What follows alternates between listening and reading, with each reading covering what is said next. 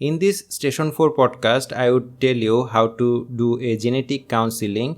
So, your case is a young man who is only 22 years of age, but his father was recently diagnosed with Huntington's disease.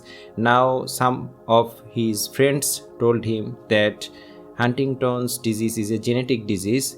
They learned it from the internet, and now the young boy, whose name is Mr. Max, is quite anxious and he wants to know if he also has the same disease.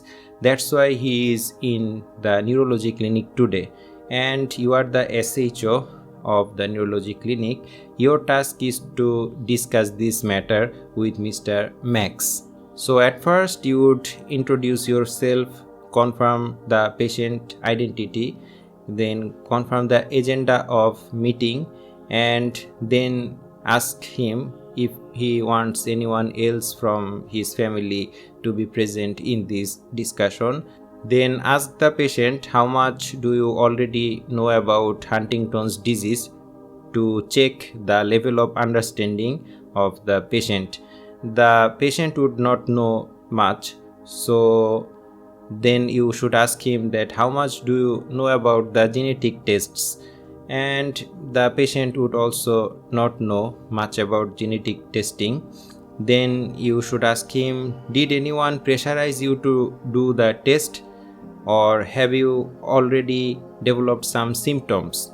These questions are important because you have to find out why the patient is here. Sometimes a partner or spouse can pressurize someone to do a test, especially if the test is a genetic test, and under no circumstances anyone should be pressurized to do a medical test. It is illegal. And another thing is, if he has already developed some of the symptoms, then the scenario would be changed. In this case, you would have to start MDT, multidisciplinary team approach, right away. Then your task would be to explain the Huntington's disease simply without any jargons. You can tell him that Huntington's disease is a genetic disease. 50% of the children develops it if someone has it, and the main symptoms are jerky movements of the body and also forgetfulness. Sometimes patients may lose their weight. Change in their behavior is also frequently observed. Sometimes they feel depressed. These are all common symptoms of Huntington's disease. This happens because nerve cells in the brain gradually dies. And unfortunately, the disease in the next generation can come in earlier age and with more severe symptoms. We call it anticipation. After explaining Huntington's disease, you should check his understanding because you have given him a lot of information. Then you should proceed to explain how the genetic test is done.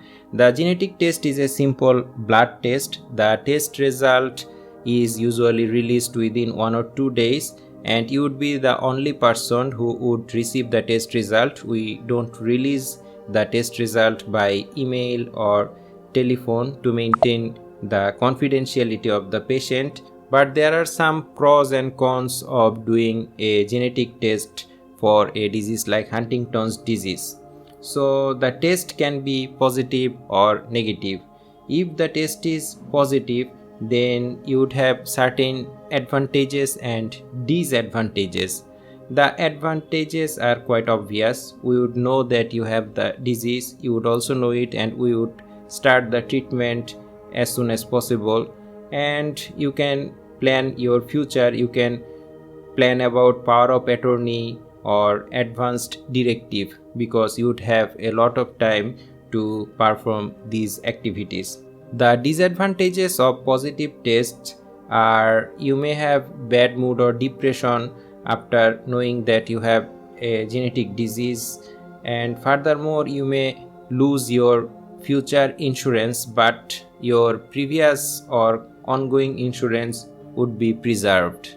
Again, check the understanding of the patient. Are you getting me? Then proceed to tell him about if the test is negative, there would be again certain advantages and disadvantages. Advantage is quite obvious, you would feel comfortable and you would continue your life without any stress. The disadvantages are the test can be false negative, or you can also feel survivor guilt, depression. Then again check the understanding of the patient and talk about the consent, because obviously if someone comes to you for a genetic test, you need to take a written valid consent from that patient. So give him some idea about consent. If you agree to do the genetic test, you would have to sign a consent form in which all the information of the test would be mentioned. But you can change your mind anytime. I mean, even after signing the consent form, if you think that you would not do the test, you can obviously have that freedom. You don't have to sign the consent form right here, right now. You can take some time and think about it, perhaps discuss this matter with your close family members. Then you can come back to me and proceed with the genetic test. Again check understanding of the patient and then proceed to take the social history. Social history are more or less same for all station 4 cases. You have to ask him what are you doing for living, with whom are you living, are you well supported, are you having any problems in your occupational life, are you financially supported, do you smoke, do you drink, do you have any other comorbidities, do you take any regular medications, etc. Then ask about patients' concerns. Different patients would have different type of concerns. Some common concerns for this case maybe the patient can ask you, if I have this disease, then when I would develop the symptoms. The typical answer should be, I appreciate your concern, but I cannot guarantee when the symptoms would appear exactly because it varies from person to person. Then a typical patient can also ask you, if I have this disease, then my children would also get this disease or not. You should tell him the truth that this disease is transmitted to 50% of the children. Finally, the patient can ask you about prenatal diagnosis, that is, if he wants a baby in the future, will it be possible to diagnose it when the baby would be in the womb? You can tell him that there are certain techniques that can be applied to diagnose Huntington's disease in unborn child. If you wish to know more about these techniques, then I can refer you to our women doctor. Finally, make the summary of today's meeting and check his understanding once again. Lastly, offer him some helps, for example, by giving him some brochures, leaflets, websites, and also the contact number of your department so that he can contact you anytime in the future if any question comes to his mind. The examiners may ask you about ethical and legal issues. Here the ethical issues would be autonomy, beneficence, non-maleficence, justice, honesty, etc.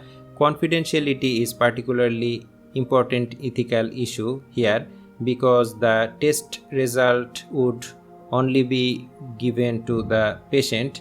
The legal issues here are consent, because obviously he has to sign a consent form to do this test. And another thing, if someone brings a asymptomatic minor, I mean who is not adult, less than 18 years of age, for this test, be it his mother or father, doesn't matter, it is always illegal to test the asymptomatic minors for genetic disease that appear after their age of competency. So for Huntington's disease, we typically wait someone to reach his or her adulthood and then make the decision for himself or herself regarding the genetic testing without any external pressure. But if the symptoms of genetic disease appears before reaching adulthood, for example Duchenne muscular dystrophy, so in this case we can do genetic testing of the minors, because many of these minors would actually not reach the adulthood due to their disease. We know that Duchenne muscular dystrophy features appear at very early stage in someone's life.